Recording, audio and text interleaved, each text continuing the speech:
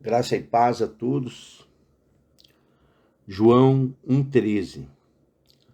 Os quais não nasceram do sangue, nem da vontade da carne, nem da vontade do homem, mas de Deus. Essas palavras têm uma relação com o que foi dito nos versículos anteriores e, portanto, devo encaminhá-los ao contexto anterior para que possamos entendê-las corretamente. Aqui está. João 1, 11 e 12 diz assim: Veio para o que era seu, e os seus não o receberam. Mas a todos quantos o receberam, deu-lhes o poder de serem feitos filhos de Deus, aos que creem no seu nome. Nessas palavras, temos duas coisas. Em primeiro lugar, alguns dos seus próprios, os judeus, rejeitaram Jesus quando ele se ofereceu a eles. Em segundo lugar, outros próximos a ele, judeus e gentios, o receberam e deram boas-vindas a ele. Aqueles que rejeitaram Jesus Cristo também são rejeitados por ele. Mas aqueles que o recebem, ele dá-lhes poder para se tornarem filhos de Deus. Agora, para que ninguém o veja como boa sorte ou fortuna, ele diz: eles não nasceram do sangue e nem da vontade da carne, nem da vontade do homem, mas nasceram de Deus, da vontade de Deus. Os que não o receberam só nasceram da carne e sangue, mas aqueles que o recebem têm a Deus como seu Pai. Esses recebem a doutrina de Cristo com um desejo ardente. Em primeiro lugar, eu lhes mostrarei o que Jesus quer dizer com sangue. Aqueles que creem são nascidos para isso. Como um herdeiro nasce para uma herança. Eles são nascidos de Deus, não da carne, nem da vontade do homem, mas de Deus. Não do sangue, ou seja, não por geração, não nascidos para o reino dos céus pela carne. Não é por ser filho de um homem piedoso ou de uma mulher piedosa. Isso é entendido por sangue. E de um só sangue fez toda a geração de homens. Atos dos Apóstolos 17, 26. Mas, quando João diz não do sangue, quer dizer que Jesus rejeita todos os privilégios carnais que os homens se gloriam em ter. Eles se gloriam por ser descendentes de Abraão, mas Jesus diz: não é pelo sangue. Não pensem que vocês são salvos porque têm Abraão como pai. Se querem ir para o reino dos céus, vocês devem nascer novamente, nascer de Deus. Em segundo lugar, nem da vontade da carne. O que devemos entender por isso? Os homens são tomados por aquelas inclinações veementes que estão presentes neles e os inclinam para todo tipo de devassidão, cumprindo, sim, os desejos da carne. Não é isso que deve ser entendido aqui. Os homens não são feitos filhos de Deus cumprindo os seus desejos lascivos. Precisamos compreender melhor essa questão. Nos homens carnais, não existe somente a vontade de ser vil ou perverso, mas também há neles a vontade de ser salvo. Há nos ímpios a vontade de ir para o céu. Mas isso não vai funcionar. Essa vontade não traz privilégios nenhum ao homem nas coisas do reino de Deus. Desejos naturais pelo mundo vindouro não são argumento para provar que um homem irá para o céu quando morrer.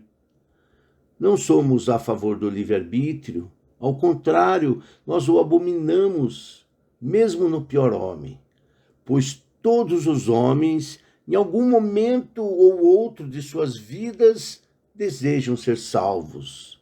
Em algum momento, ele vai ler, em outro momento, orar, mas nada disso funcionará. Assim, pois, isso não depende do que quer, nem daquele que corre, mas depende de Deus que se compadece. Romanos 9,16. Assim, o homem quer e corre, e ainda faz tudo em vão. Mas Israel, que buscava a lei da justiça, não chegou à lei da justiça. Romanos 9,31. Não entendemos isso como se o apóstolo Paulo negasse um curso virtuoso de vida como sendo o caminho para o céu, mas sim que um homem sem a graça divina, apesar de ter dons naturais, ainda assim não terá o privilégio de ir para o céu e de ser um filho de Deus. Então, um homem sem a graça pode ter vontade de ser salvo, mas ele não pode ter essa vontade de acordo com o caminho de Deus. A natureza conhece somente as coisas da natureza. As coisas de Deus não são conhecidas por nenhum homem, mas sim pelo Espírito de Deus. E a menos que o Espírito de Deus esteja em você, ele te deixará de fora dos portões do céu. Os quais não nasceram do sangue, nem da vontade da carne, e nem da vontade do homem, mas de Deus. João 1,13. Alguns homens podem ter vontade, um desejo de que os seus filhos sejam salvos. Saiba disso. Isso não salvará teu filho. Se fosse pela nossa vontade, gostaríamos que todos vocês fossem para o céu. Quantos de nós oramos para os nossos filhos, por nossos filhos, choramos por eles e percebemos, ao chegar ao final das nossas vidas, que essa vontade nossa foi em vão? A vontade de Deus é a regra para que todos sejam salvos. A salvação ocorre somente e somente por meio de Jesus Cristo, os quais não nasceram do sangue, nem da vontade da carne, e nem da vontade do homem, mas de Deus. Agora apresentaremos a doutrina. Os homens que creem em Jesus Cristo e que o recebem de modo eficaz são nascidos para isso. Jesus Cristo não diz que eles nascerão para isso, mas eles são nascidos para isso, nascidos de Deus, por Deus e para as coisas de Deus. Isso acontece antes de receberem a Deus para a salvação eterna. Na verdade te digo que aquele que não nascer de novo não pode ver o reino de Deus. João 3,3. Então, a menos que ele seja nascido de Deus, o homem não pode enxergar Deus. Suponha que o reino de Deus seja da forma que o homem quer. Mesmo assim, ele não pode vê-lo antes de ser gerado de Deus. Suponha que esse seja o Evangelho. Você não pode vê-lo antes de ser levado por Deus a um estado de regeneração. Crer é a consequência do novo nascimento. não nasceram do sangue, nem da vontade da carne e nem da vontade do homem, mas de Deus. João 1,13. Em primeiro lugar, faremos uma descrição clara disso, em uma ou duas semelhanças. Primeiro, uma criança, antes de nascer, está no calabouço escuro do ventre da sua mãe e não pode enxergar nada do lado de fora. Assim, um escolhido de Deus, antes de nascer de novo, está no calabouço escuro do pecado e ele não pode ver nada do reino de Deus. Por isso é chamado de um novo nascimento. A mesma alma tem um amor em sua condição carnal e um outro amor quando ela é nascida de novo. Em segundo lugar, como isso é comparado a um nascimento? Semelhante a uma criança no ventre da sua mãe, assim comparamos o homem que é retirado da sepultura. Nascer de novo é ser retirado da sepultura do pecado. Desperta, tu que dormes, e levanta-te dentre os mortos, e Cristo te esclarecerá. Efésios 5,14. Para ser retirado do túmulo do pecado, é necessário ser gerado, é necessário ser nascido novamente. Há uma afirmação bem conhecida sobre Jesus Cristo. E da parte de Jesus Cristo, que é a fiel testemunha, o primogênito dentre os mortos e o príncipe dos reis da terra, aquele que nos amou e em seu sangue nos lavou dos nossos pecados. Apocalipse 1,5. Essa passagem faz alusão à nossa regeneração. A saber, se você nascer de novo e buscar as coisas que são do alto, então há uma semelhança entre a ressurreição de Cristo e o novo nascimento. Aqueles que nasceram de novo foram tirados desse mundo de trevas e conduzidos do reino desse mundo tenebroso para o reino do seu Filho amado. Colossenses 1,13. E esses que foram regenerados, que nasceram novamente, passam a viver em novidade de vida. Isso é nascer de novo. Aquele que foi removido do ventre da mãe não o fez por si só, mas com o auxílio da mãe. Aquele que é nascido de Deus não nasce por si só, mas nasce pelo Espírito de Deus.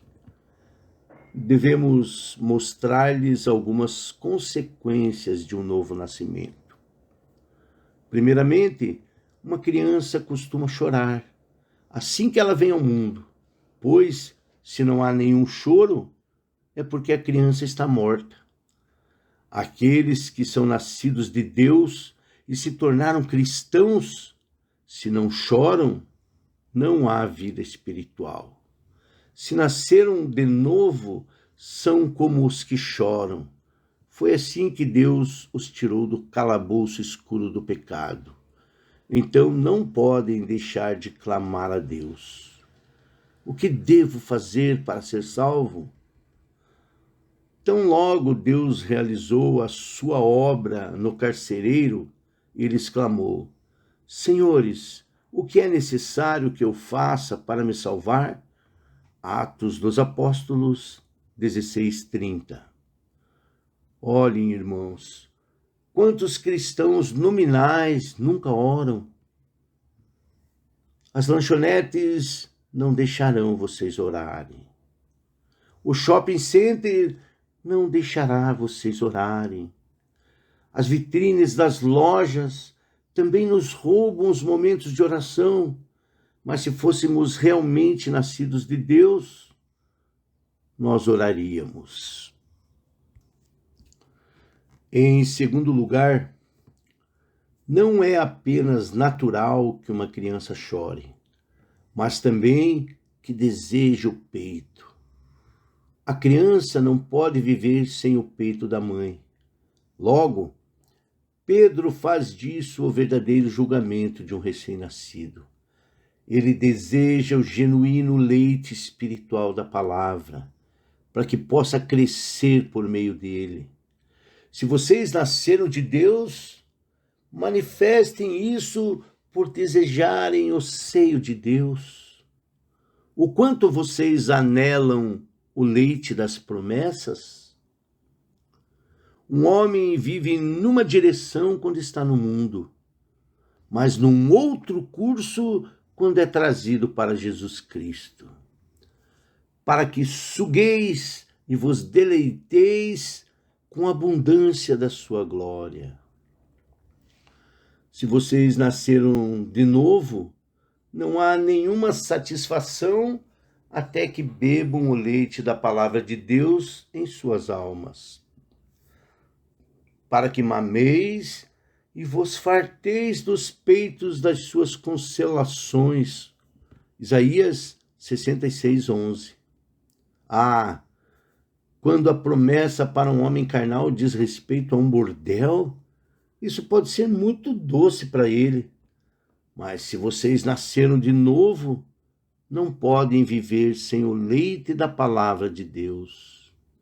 O que é o peito de uma mulher para um cavalo? Mas o que ele é para uma criança? Para a criança, o seio materno é o seu consolo e o socorro, noite e dia. Quão relutante a criança é ao ser tirada dele. Pensar em coisas celestiais, diz um homem carnal, é apenas vaidade. Mas para um filho de Deus, pensar nas coisas celestiais é o seu consolo. Em terceiro lugar, uma criança que é recém-nascida, se não tiver outros confortos para mantê-la aquecida, como ela tinha no ventre da sua mãe, essa criança morre. A criança precisa ter alguma coisa para o seu socorro. Assim como Cristo teve panos preparados para ele. Por isso, aqueles que são nascidos de novo precisam ter promessas de Cristo para mantê-los vivos. Aqueles que estão em um estado carnal precisam se preocupar com outras coisas. Mas aqueles que são nascidos de novo não conseguem viver sem alguma promessa de Cristo que os mantenha vivos. Como foi feito com a própria pobre criança em Ezequiel 16:10, e te vesti com roupas bordadas. Quando as mulheres têm um bebê, elas se preparam o que é bom para o seu filho. Que coisas excelentes Cristo tem preparado para envolver aqueles que nasceram de novo.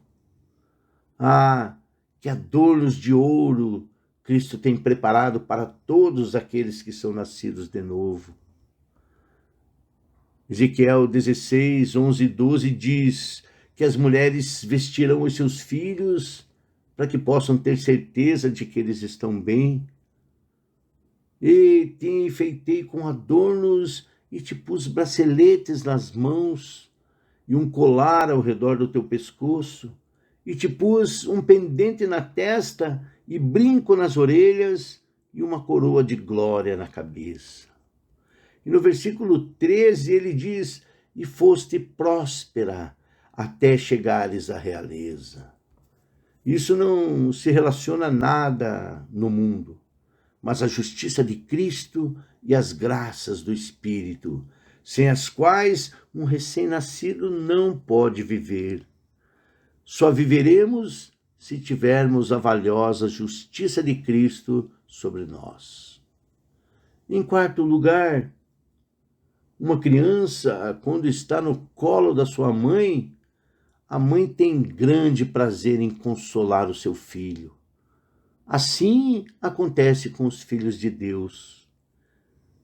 Os filhos de Deus devem ser mantidos em seus joelhos, para que mameis e vos farteis do peito da sua consolação.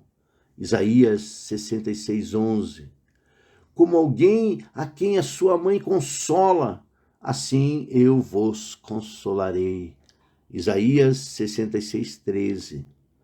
Há uma semelhança nessas coisas. Semelhanças que ninguém conhece, senão aqueles que nasceram de novo. E em quinto lugar, geralmente há alguma semelhança entre um pai e seu filho. Assim como a criança se assemelha a seu pai, aqueles que são nascidos de novo têm uma semelhança. Eles têm a imagem de Jesus Cristo. Gálatas 4. Todo aquele que é nascido de Deus tem algo das características dos céus sobre si. Os homens amam os filhos que são normalmente mais semelhantes a eles. O mesmo acontece com Deus e seus filhos. Logo, algumas pessoas são chamadas de filhos de Deus, mas outros não se parecem com Deus.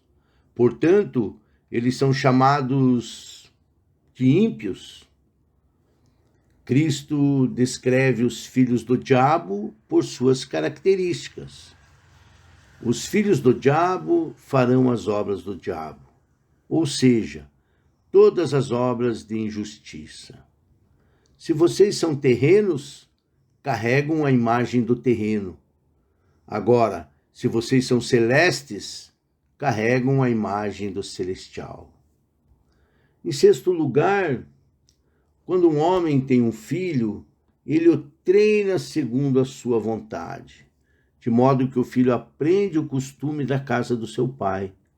Assim são aqueles que são nascidos de Deus. Eles aprendem o costume da verdadeira igreja de Deus.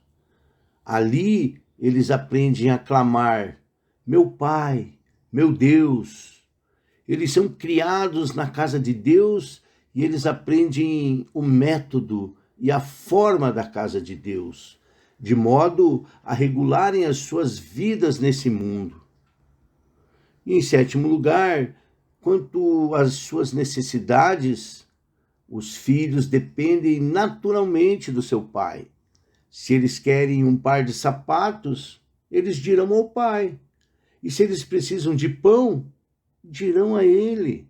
Os filhos de Deus também devem agir assim. Vocês desejam pão espiritual? Digam isso a Deus. Vocês anelam pela força da graça? Peçam a Deus. Vocês precisam de poder para vencer as tentações de Satanás? Vão e digam a Deus sobre isso. Quando o diabo tentar vocês, corram para casa e digam ao seu Pai Celestial. Derramem as suas queixas a Deus. Isso é natural para as crianças. Se qualquer coisa está errada, elas vão e contam ao Pai. Assim é com aqueles que são nascidos de Deus. Quando eles se deparam com as tentações do mundo, correm, vão e contam a Deus sobre elas. A primeira aplicação é esta: faça um exame rigoroso para saber se você nasceu de Deus ou não. Examine-se através daquelas coisas que estabelecemos anteriormente a respeito de um filho natural e um filho da graça. Você foi retirado do calabouço escuro deste mundo para Cristo? Você aprendeu a clamar Pai?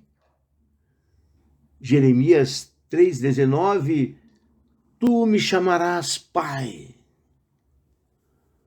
Todos os filhos de Deus clamam a Deus chamando-o de Pai. Você poderia ficar quieto se estivesse com fome do leite da palavra de Deus? Você poderia viver satisfeito sem ter paz com Deus? Ore para que você considere isso e seja sincero consigo mesmo. Se você não tem essas características, ficará aquém do reino de Deus. Você não tem participação nele, pois no reino de Deus não há intrusos. Existem pessoas que dirão: Senhor, Senhor, abre-nos. E ele dirá: não vos conheço. Sem ser filho de Deus, não há herança celestial. Nós, às vezes, damos algo para aqueles que não são nossos filhos, mas jamais daremos as nossas terras. Não se lisonjie com uma parte entre os filhos de Deus, a menos que você viva como os filhos de Deus. Quando vemos o filho de um rei andar com um mendigo, isso não é próprio. Assim, se você é um filho do rei, viva como filho do rei e caminhe com os filhos de rei. Se você realmente ressuscitou com Cristo, suas afeições estão nas coisas do alto e não nas coisas de baixo. Quando você estiver junto com os outros, converse sobre aquilo que o Pai lhe prometeu. Você deve amar a vontade do Pai e estar contente e satisfeito em meio às aflições que passar nesse mundo. Se você é filho de Deus, viva em comunhão com os outros dos seus filhos, em amor. Se o mundo contender com você, não importa. Mas se você brigar com outros filhos de Deus, isso é algo muito triste. E se isso acontece, é um indício de má criação e não está de acordo com as regras da palavra de Deus. Quando você encontrar uma alma que carrega a imagem de Deus, ame-a e diga: essa pessoa e eu iremos um dia morar no céu, juntos. Sirvam uns aos outros, façam o bem uns aos outros, e se ocorrer com você de agir ou de andar de modo errado, ore a Deus para que Ele o endireite e faça-o amar a comunhão com os irmãos. E, finalmente, se você for realmente um filho de Deus, aprenda essa lição. Cinja os lombos da sua mente como filho obediente. Não se conforme com o seu antigo modo de vida, mas seja santo em toda a maneira de viver.